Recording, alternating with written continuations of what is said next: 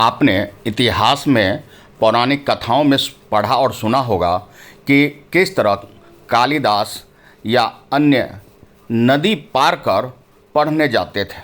निश्चित रूप से यह बेहद जोखिम भरा कार्य था। छात्र छात्राएं आज भी नदी पोखर को पार कर स्कूल पाठशाला तक पहुंचते हैं, लेकिन बिहार के पूर्णिया में कनकई नदी में जान जोखिम में डालकर शिक्षक जाते हैं स्कूल बच्चों को शिक्षा देने के लिए।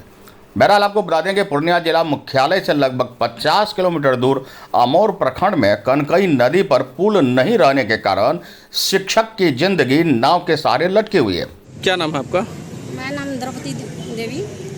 स्कूल मध्य विद्यालय बासोलबा भंडोर। अच्छा, कैसे जाते हैं आप लोग स्कूल? सर नाव का ये है, यहाँ जा रहे थे तो रास्ता कट गया है, बहुत घुमाव खाड़ी घाट होते हुए नदी किनारे किनारे जा रहे हैं। अच्छा, क्या क्या परेशानी आती है नाव में जाने में? नाव में कोई चीज़ का सुविधा नहीं है, लाइफ जैकेट वगैरह कुछ नहीं? कुछ नहीं है। आने जाने में भी विलम्ब होता है? आने जाने में भी जिस रोज नदी भर जाता है तो बहुत और परेशानी हो रहा है। अभी तो थोड़ा घट गया। कितना टाइम लगता है पार होने में? अभी तो कम है, लेकिन उस टाइम में यदि नदी भर जाता है तो 2-2.5 घंटा हम लोग को इंतजार करना पड़ता है। भय लगता है? लगेगा नहीं तो आप क्या करेंगे, मजबूरी। नहीं जाने के बाद तो ग्रामीण है, वो कहेगा क्यों लेट, और कोई कहेगा क्यों लेट। यहाँ मोबाइल में हाजिरी 7 बजे घर से निकल जाते हैं, भूखे प्यासे जो होता है, क्या करेंगे, मजबूरी है। यहाँ पे सर आने में तो नदी है, नाव है, तो बहुत सारी दिक्कत का सामना करना पड़ता है। जैसे नाव में इंतज़ार करना पड़ता है, जब तक नाव फुल नहीं होगा तब तक पार नहीं हो सकते हैं।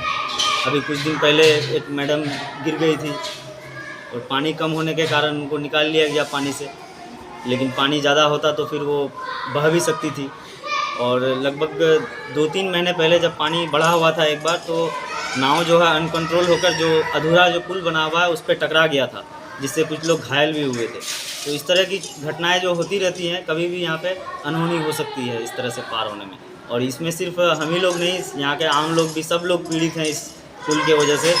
पुल नहीं बन पा रहा है तो उसके वजह से बहुत सारी दिक्कत होती है। इधर से सर लाखों की आबादी है, यहाँ पे लगभग 3 ब्लॉक के लोग हैं इस पार फंसे हुए।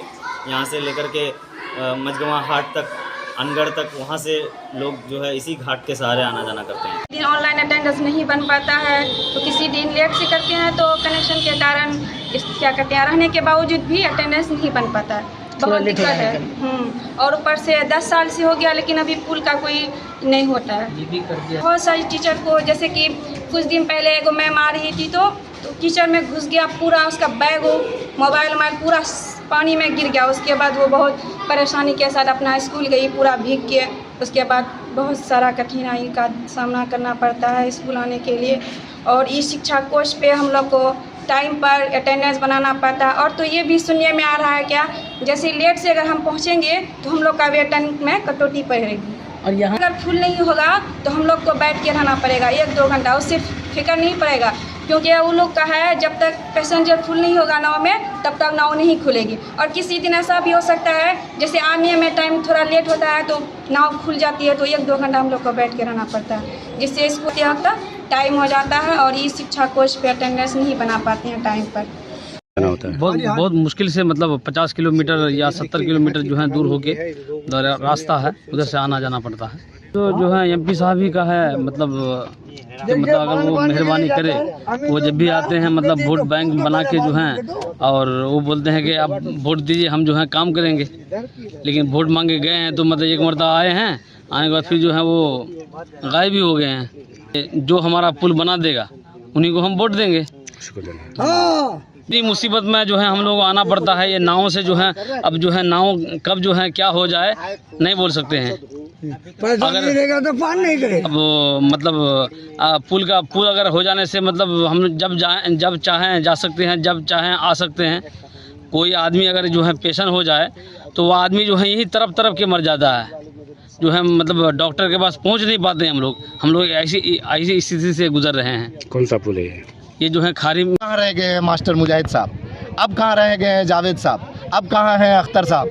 तो मैं तीनों के तीनों नेताओं से, जो यहाँ पे आप लोग बहुत मजबूती से जो है एमपी का इलेक्शन लड़ रहे थे, आज के वक्त में हो सकता है कि कोई पद में है, भाई 2 तो पद में हैं, अख्तर साहब भी हैं और डॉक्टर जावेद साहब भी हैं, ये दोनों आए, मास्टर मुजाहिद साहब को भी दावत करें, बिल्कुल पार्टी पॉलिटिक्स से हट करके सबको इस पुल के लिए धरना देना चाहिए। अगर आप लोग जो भी धरना में नहीं आ रहे हैं तो उनके मन में खोट है। नाम क्या है? मेरा नाम असगर अली हुआ। बता दें कि तेज धार के साथ बहती कनगई नदी, इस तैरती नाव और उस पर सवार बाइक और लोग निश्चित रूप से सबको भयभीत करता है। ग्रामीणों ने बताया कि पिछले कई वर्षों से खरी पुल लटका पड़ा है। चुनाव के समय एमपी हो या एमएलए, वोट बैंक बनाकर रख दिया गया है इसे, और सब आते हैं, बनवाने का लालच देते हैं, प्रलोभन देते हैं, वोट लेकर चंपत हो जाते हैं। बताते चलें कि किशनगंज के एमपी डॉक्टर जावेद पर लोगों ने नाराजगी जताते हुए बताया कि सिर्फ इलेक्शन के वक्त ही वोट मांगने के लिए आते हैं और वादे करके चले जाते हैं, वोट दीजिए पुल बन जाएगा। तो वहीं झांसा देखते देखते कई साल बीत चुके हैं और अब लोगों का सब्र का बांध टूट चुका है। एक नाव ही सिर्फ सहारा है।